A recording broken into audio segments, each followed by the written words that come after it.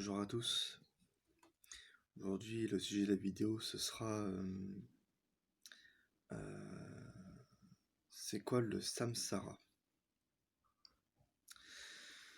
Alors, le samsara, je viens de faire en fait, pour tout vous avouer, je viens de faire des recherches sur ce sujet aujourd'hui, donc ce matin. Et je trouve que c'est assez intéressant parce que ça, ça nous permet de nous poser de sérieuses questions sur notre existence et sur notre devenir spirituel. Et qu'on comprend, enfin, pour moi, je commence à mieux comprendre pourquoi il y a des gens qui souffrent dans le monde, mais je vais dire ça en détail. Alors, le samsara, c'est le cycle de renaissance et de souffrance dans lequel sont pris les êtres non éveillés. Le samsara est appelé réincarnation. Le Brahmagranthi, donc le premier nœud énergétique, je tiens à rappeler que le Brahmagranthi, c'est quand on n'a pas dénoué ces nœuds, les gens sont matérialistes. Ils veulent acquérir des biens matériels. Voilà, c'est la principale préoccupation.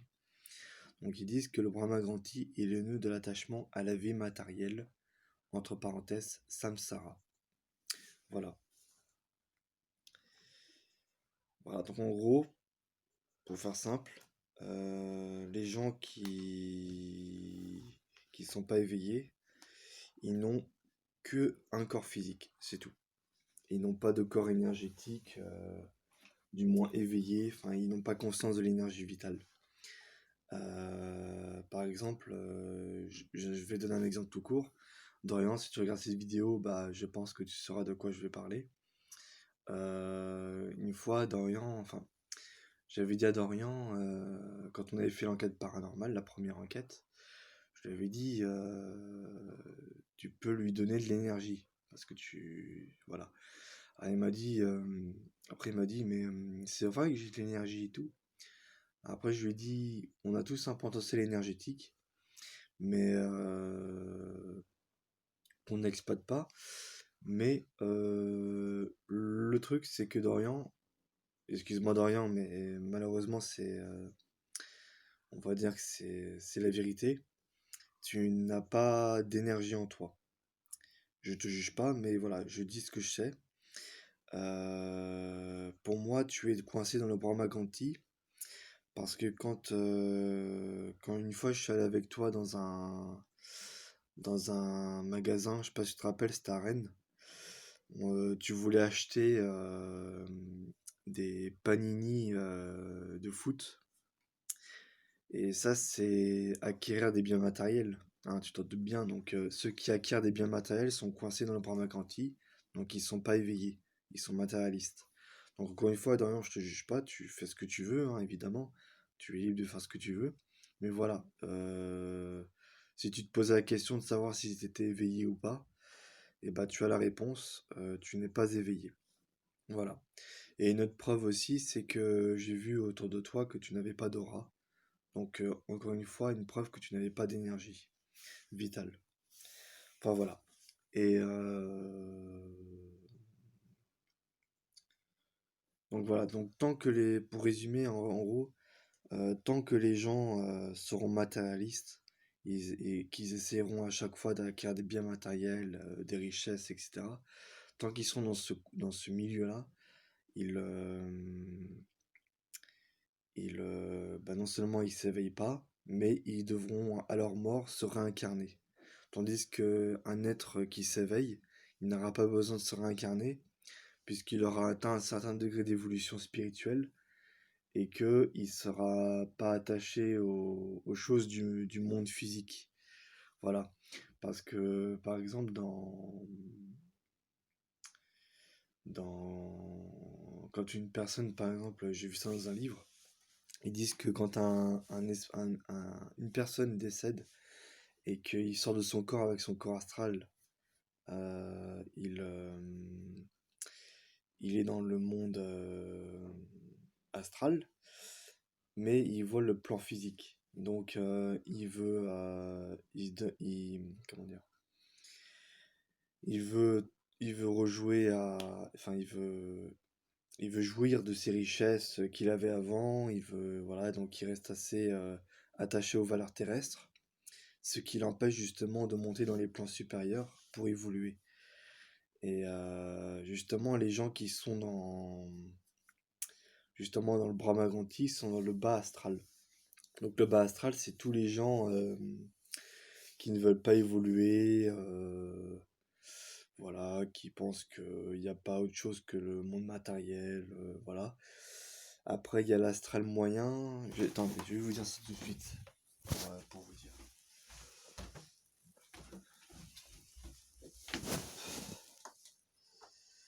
Alors, l'astral. Voilà.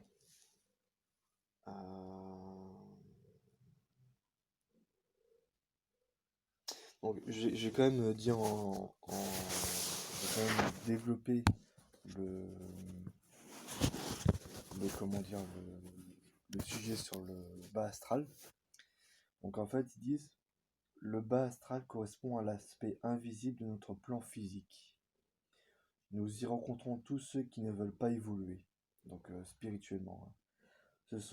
Ce sont ces personnes négatives qui se complaisent dans le mal qu'elles font ainsi de manière consciente, n'hésitant pas à écraser ceux qui se trouvent sur leur chemin. Ces personnes rejettent tout ce qui est spirituel, donc Brahmagranti, hein, les gens qui ne croient pas aux choses spirituelles, hein, je rappelle, et ont tendance à aspirer l'énergie de celles qui les entourent. Donc là, c'est vraiment le paradigme, comme je viens de dire, c'est vraiment le Brahmagranti. Donc ceux qui n'ont pas dénoué le Brahmagranti sont dans le bas astral. C'est tous ceux qui ne veulent pas évoluer.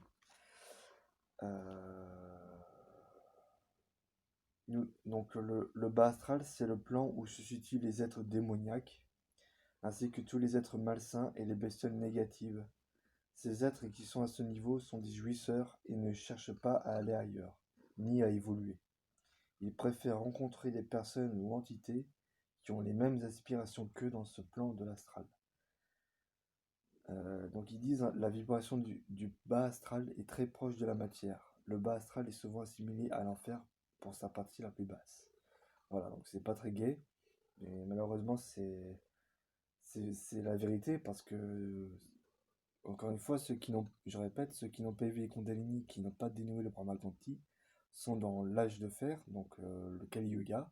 Et dans le Kali Yuga, les gens souffrent le plus. Donc c'est pas pour rien qu'ils assimilent ça à l'enfer, hein.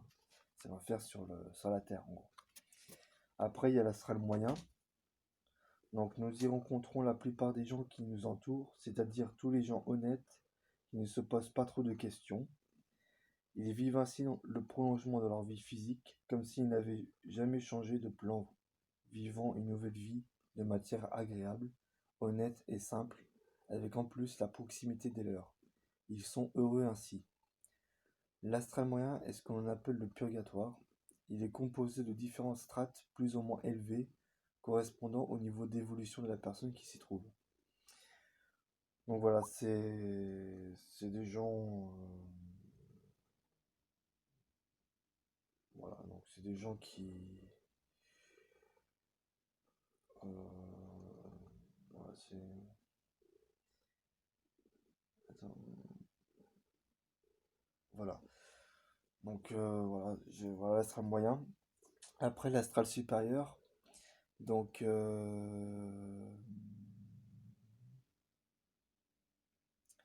relis quand même.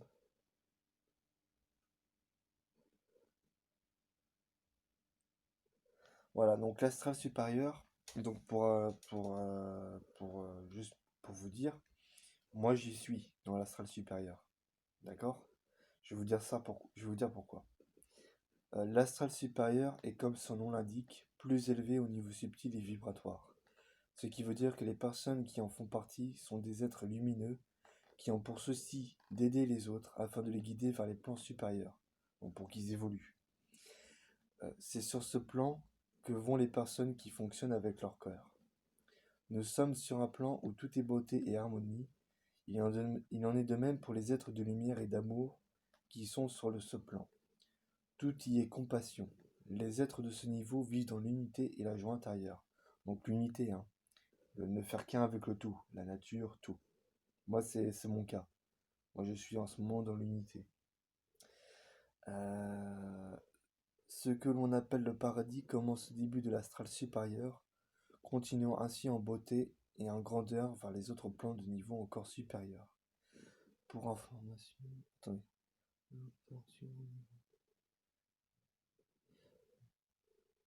Voilà. Donc voilà pour ce qui est du bas astral, de l'astral moyen et de l'astral supérieur. Donc ça vous laisse un aperçu de comment les gens sont quand ils sont pas dans l'éveil. Donc voilà. Donc voilà, c'est tout pour cette vidéo sur le samsara. Donc voilà.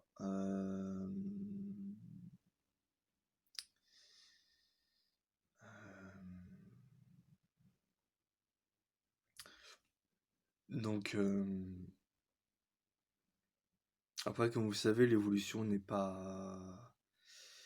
dure pas éternellement. Il y a toujours des moments de chute et un moment où on se relève. Donc après, justement, l'évolution, ça ne tient qu'à nous d'y accéder et de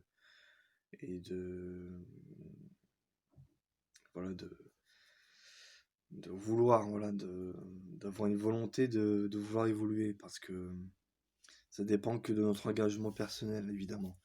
Donc voilà. Donc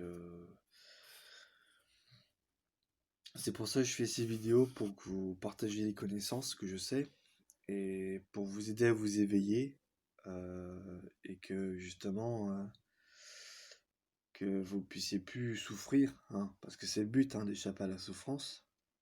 Donc voilà. C'est tout pour cette vidéo. Donc n'hésitez pas à mettre un like et à mettre dans les commentaires ce que vous en pensez. Et sur ce, je vous dis à très bientôt.